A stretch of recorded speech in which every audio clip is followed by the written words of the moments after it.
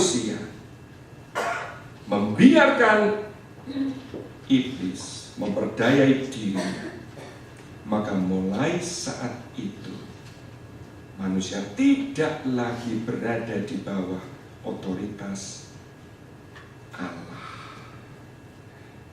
Manusia mengeluarkan dirinya dari perlindungan hadirat Allah yang Maha Kudus. Sekarang ini dia memasuki suatu dunia yang berbeda dengan apa yang Allah rencanakan. Dengan kata lain, manusia memasuki ke dalam kerajaan kegelapan.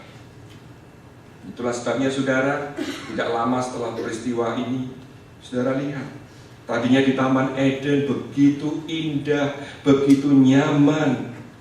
Tapi setelah manusia jatuh di dalam dosa, kakak beradik sendiri, saudara. Bayangkan, kalau kita sekarang menganalisa orang membunuh, kita bisa analisa dari faktor sosiologi, dari psikologi, dari faktor macam-macam, saudara. Saudara coba, kalau dipikir faktor Kain membunuh Habil itu faktor apa?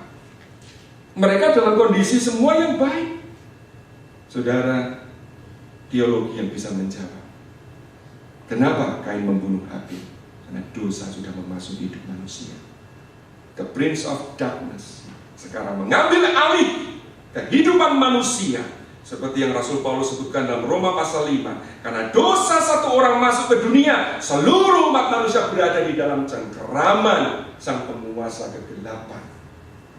Sehingga saudara, hidup manusia mulai hari itu sampai sekarang ini, kita bisa jumpai, saudara, kebencian, keegoisan, dendam, pembunuhan, kesombongan, free sex dan sebagainya merajalela. Kenapa? Karena manusia sekarang ini hidup di dalam dunia kegelapan, saudara. Tapi puji Tuhan, Allah waktu itu juga langsung memberikan janji, yaitu di ayat 15 Kejadian pasal 3. Nah, saudara, janji itu beberapa ribu tahun kemudian digenapi. Mari kita buka sekarang Lukas 1. Ini saya harap background tadi bisa membantu saudara mengerti ketika saudara membaca Lukas 1 yang memang sering kita baca perikop ini waktu hari Natal. Tapi siang ini saya mau saudara melihat ayat ini dari perspektif kerajaan Allah. Lukas 1, kita baca ayat 26 sampai 33. Di Kejadian 3:15 Allah menubuatkan, Allah berjanji bahwa satu hari nanti kepala si ular akan diremukkan. Lukas 1 ayat 26. Dalam bulan yang ke-6 Allah menyuruh malaikat Gabriel pergi ke sebuah kota di Galilea bernama Nazaret, kepada seorang perawan yang bertunangan dengan seorang bernama Yusuf dari keluarga Daud. Nama perawan itu Maria. Ketika malaikat itu masuk ke rumah Maria, ia berkata, "Salam, hai engkau yang dikaruniai, Tuhan menyertai engkau." Maria terkejut mendengar perkataan itu, lalu bertanya di dalam hatinya, apakah arti salam itu? Kata malaikat itu kepadanya, "Jangan takut, hai Maria, sebab engkau beroleh kasih karunia di hadapan Allah." Nah, perhatikan ini. Inilah awal penggenapan Kejadian 3 ayat 15. Sesungguhnya engkau akan mengandung dan akan melahirkan seorang anak laki-laki, dan hendaklah engkau menamai dia Yesus. Ia akan menjadi besar dan akan disebut Anak Allah yang Maha Tinggi. Dan Tuhan Allah akan mengaruniakan kepadanya tahta Daud bapa leluhurnya. Dan ia akan menjadi raja atas kaum keturunan Yakub sampai selama-lamanya. Dan kerajaannya tidak akan berkesudahan. Sampai di sini, saya lihat tadi siapa nama anak yang dikandung oleh Bunda Maria? Yesus. Saudara tahu arti Yesus itu apa? Yesus, ya, atau Jesus, Isu itu bahasa Yunani. Bahasa Ibrani adalah Joshua atau Yosua. Artinya Allah menyelamatkan. Saya dilihat dari arti nama Yesus sendiri, ya. Seperti Yosua di PL yang dipakai Allah untuk membawa umat Allah yang tadinya diperbudak di Mesir memasuki tanah perjanjian, maka Yosua yang sejati bukan saja akan melepaskan manusia dari perbudakan dosa yang terjadi saat Adam dan Hawa tidak patuh pada Tuhan. Yosua atau Yesus itu akan menyelamatkan manusia dari perbudakan dosa. Saudara, kemudian di ayat ke-32 dikatakan ia akan menjadi besar dan akan disebut Anak Allah yang Maha Tinggi.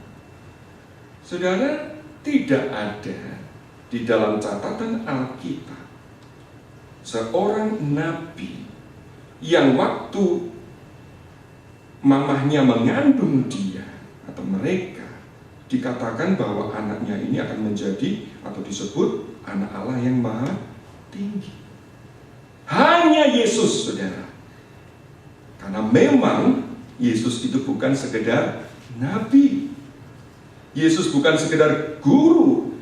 Seperti yang disaksikan di banyak bagian Alkitab, dia adalah Anak Allah sendiri yang menjelma menjadi manusia. Kita lanjutkan ayat ke-32.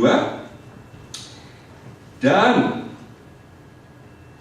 Tuhan Allah mengaruniakan kepadanya tahta Daud bapa leluhurnya, dan ia akan menjadi raja atas keturunan Yakub sampai selama-lamanya, dan kerajaannya tidak akan berkesudahan. Apa nih maksudnya? Apa hubungan Yesus dengan Daud? Kenapa disebut bahwa kerajaan yang nanti akan Yesus dirikan tidak akan berkesudahan sampai selama-lamanya? Nah, saudara, kita harus memahami bahwa apa yang disampaikan malaikat Gabriel ini merupakan penggenapan nubuatan di dalam 2 Samuel 7 ayat ke-16. Mari kita baca 2 Samuel 7 ayat 16 supaya saudara mengerti apa yang dimaksud di sini. 2 Samuel 7 ayat 16.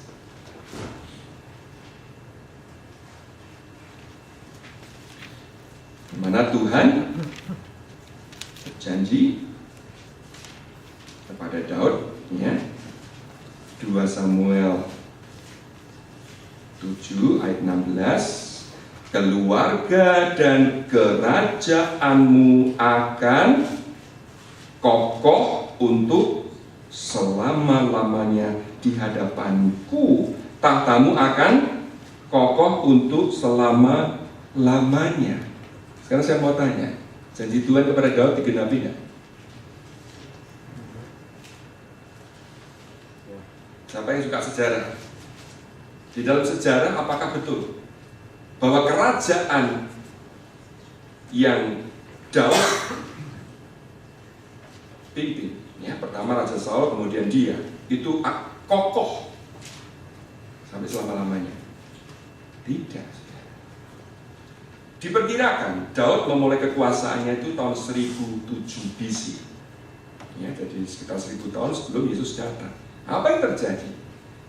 Belum sampai katakan selama-lamanya, setelah anaknya yaitu Salomo meninggal, apa yang terjadi? Kerajaannya langsung terpecah jadi dua, saudara.